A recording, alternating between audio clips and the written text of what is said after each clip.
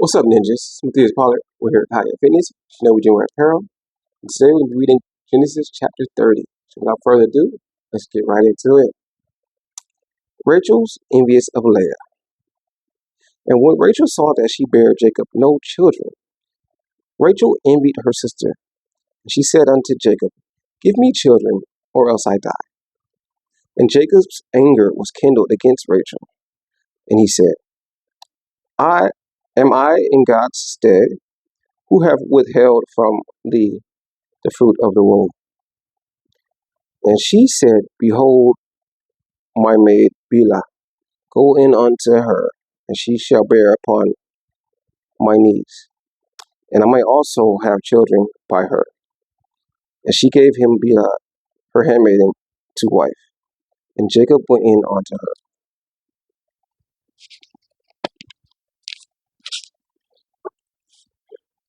Bilhah and Zilah's children. Bilhah conceived and bare Jacob a son. And Rachel said, God have judged me, and have also heard my voice, and have given me a son.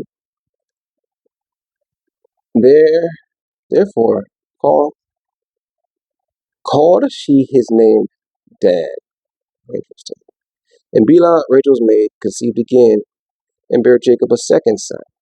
And Rachel said, With great wrestling have I wrestled with my sister, and I have prevailed. And she called his name Naphtali. When Leah saw that she had left barren, she took Zilpah, her maid, and gave her Jacob to wife. And Zilpah, Leah's maid, bare Jacob a son. And Leah said, A troop cometh. And she called his name Gad.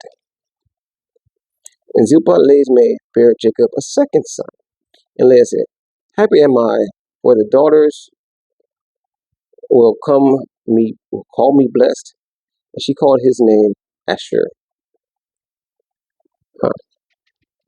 Leah's plan. And Reuben went in the days of wheat harvest, and found mandrakes in the field,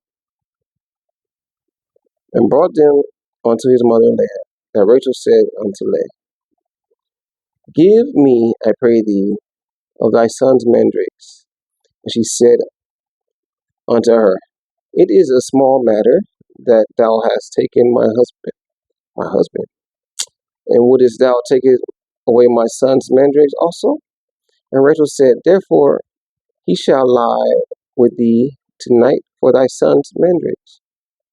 And Jacob came out of the field in the evening, and Leah went out to meet him, and said, Thou must come in unto me, for surely I have hired thee with my son's mandrakes. And he lay with her that night. Leah conceives. And God hearkened unto Leah, and she conceived, and bare Jacob the fifth son. And Leah said, God hath given me my hire, because I have given my maiden to my husband. And she called his name Issachar. And Leah conceived again, and bare Jacob the sixth son. And Leah said, God hath endued me with a good dowry. Now will my husband dwell with me, because I have bore him 6 sons. And she called his name Zebulun.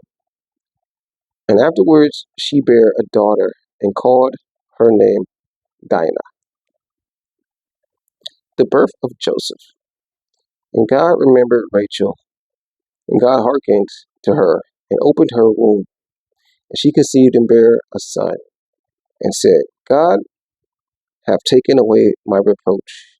She called his name Joseph, and said, The Lord shall add to me another son. Jacob's bargain with Laban.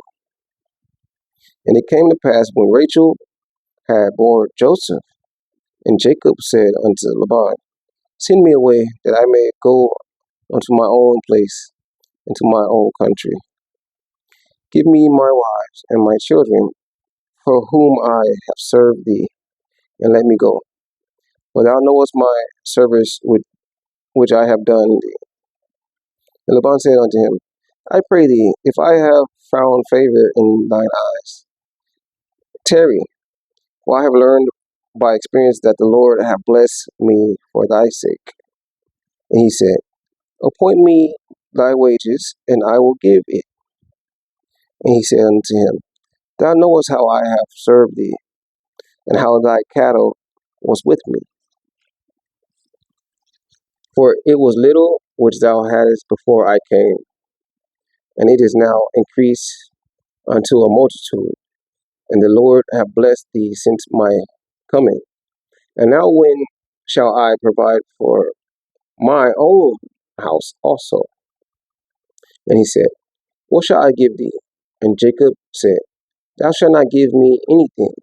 If thou wilt do this thing for me, I will again feed and keep thy flock.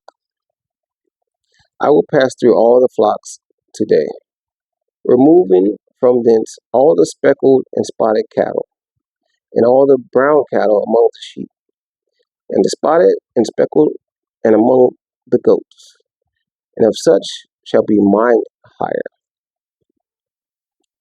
So shall my righteousness answer for me in time to come.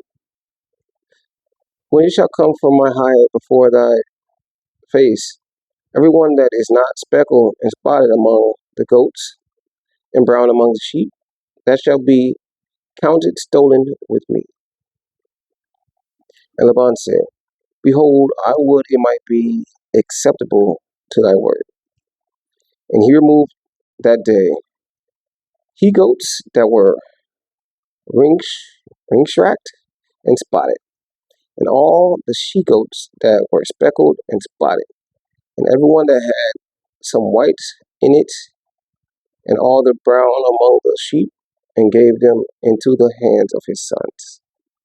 And he sat 3 days' journey between himself and Jacob, and Jacob fed the rest of Laban's flocks.